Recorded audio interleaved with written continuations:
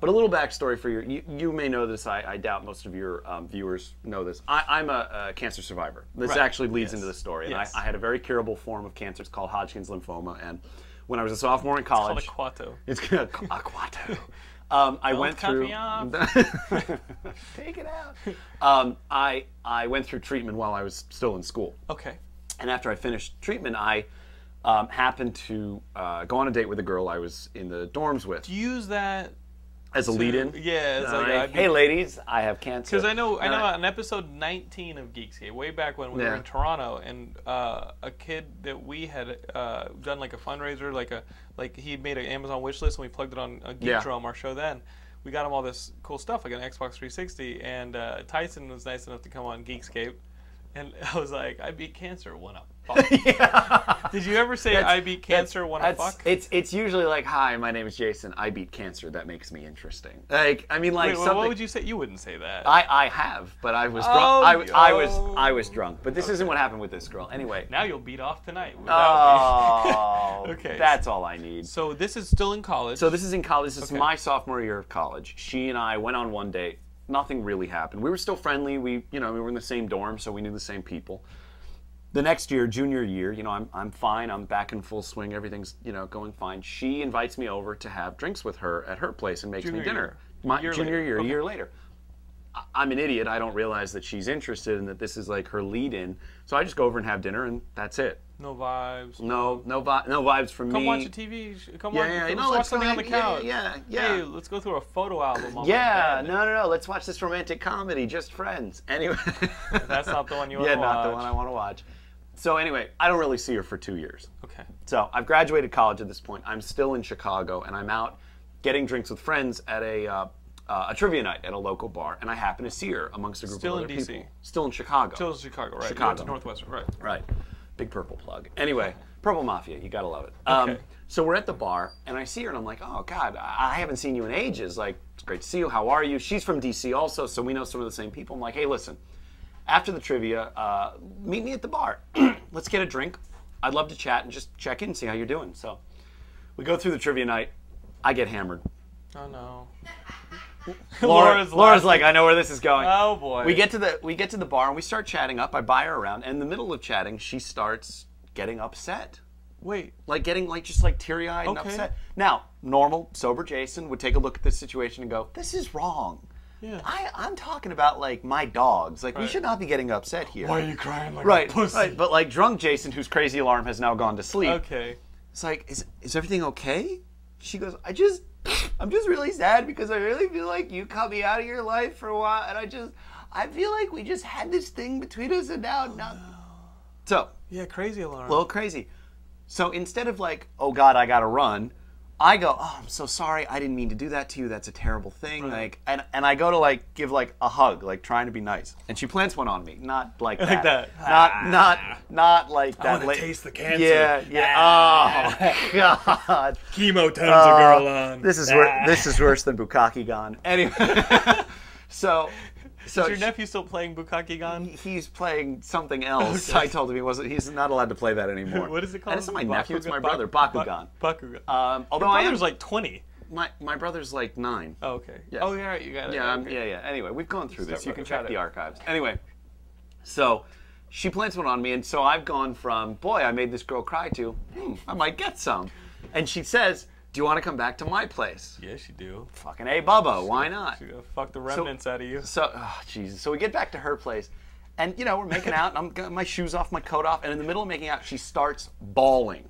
What the? So now my crazy alarm has woken. You're getting saliva and tears in your mouth. And they don't taste good. So my crazy alarm is like, oh my God. Okay. Oh, what the hell have you done? What's happening? What the hell? So I'm like, is everything all right? She goes, I'm so glad that we reconnected. I missed you so much. I just want you back in my life. I love you. Yes. No. Oh. No. That's only me. That's only me early in relationships. Yeah. Laura's laughing. Oh, God. Laura's Really? Like, I attach myself quickly. Yeah, apparently. I'm like a tribble. Did you really just go the tribble route? Yeah, Laura got a laugh at it. All right. So now, in my head, I'm totally sober. I've gone from drunk sobers to you up immediately. All right. You know, I want your child. yeah, exactly. Like, you ever see the Mythbusters where they try to figure out like what's the best way to sober up? Have a girl make out with you, start crying, and tell you she loves you. That will wake you the fuck up. No, clothed? Everybody's Clothed, still clothed. full. Okay. We're still clothed. Gotta know. For the got this. audience. Yeah, you gotta know. Look out for you. So, in my head, I start generating like, how the hell am I gonna get out of this? So, the first option I think of is I could just tell her, "You're crazy, bitch," and run.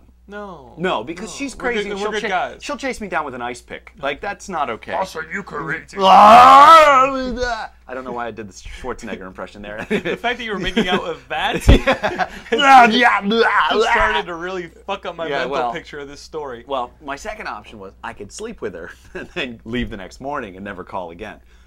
Not also good option because, again, the ice pick, and I'm going to be honest here, not pretty enough. Not pretty enough to balance the crazy. As soon as you sobered up. Yeah, as soon as I sobered up. So the third option, which is the classic Jason Nellis option, is to basically just cut to the exterior of the building. You're flying out the window. the window breaks open. And you land on a taxi. Classic Jason Nellis option: jumping out a window. $20, hand it to the guy. No, I basically just was like, all right, I'm just gonna bullshit my way out of this. I'm just gonna lie, make her feel as good as possible. Not gonna tell her I love her back. Come back. Yeah, the cancer. Not gonna tell her I love her, but like do whatever I have to like get out of this. So I straight in the eye. I'm like, I am so glad that we reconnected. I missed you so much. But I'm not gonna lie to you. I'm leaving town soon. I'm moving to Los Angeles, and you know you're going back east, and I don't want to do that to you. I don't want to complicate it. Yeah. That wouldn't be fair to you. Oh, nice with that. Lady Geekscapist, you can confirm if you were sober and I told you that, you'd slap me. And I'm gonna be honest with you. You'd be right, but it worked. But it worked. Well, they kind of worked because she's like, oh no, you're right. Like you filibustered. Yeah, but so you could leave. She's like, you know, you're right, but we have tonight. No, I don't want to start something I can't finish. That's terrible. Some of the dudes in the audience, yeah, we do. Good. But the problem was like, so if, like the door's over there and she's you, like she's got her hand. Yeah. She's like got her hand against me, like she won't let me leave, right? So, but it was more like here, a tiger claw, kind of, yeah. And it's like every time I move, like I get the grip and pull back. Oh, and I'm like, yeah. Why would you bang if you like it or not? So she has her hand, and I'm like, I'm trying to figure out how to get out of this. And she turns to me at one point, and she goes, reverse the grip. Well, like karate. Yeah, a little karate. See, I had kind of that. What she was like, you know, I'm so glad that there'll always be a place for you in my life. I want to stay in touch. And I turned to her, I put my hand on top of hers, I go, there will always be a place for you here. And I peeled. The Geekscapists are like, what the hell is he saying?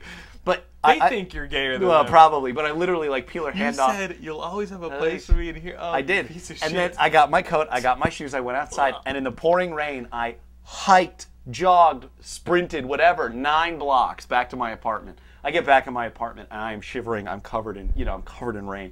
I get back, and my roommate, who's still awake, he looks and goes, hey, buddy, where have you been all night? And I just start shaking uncontrollably. Crazy town. Nowhere good. Population nowhere good. Her. And I literally, I go into my bed fully clothed, I grab my knees, and I literally fall asleep, rocking myself to sleep with the disgust.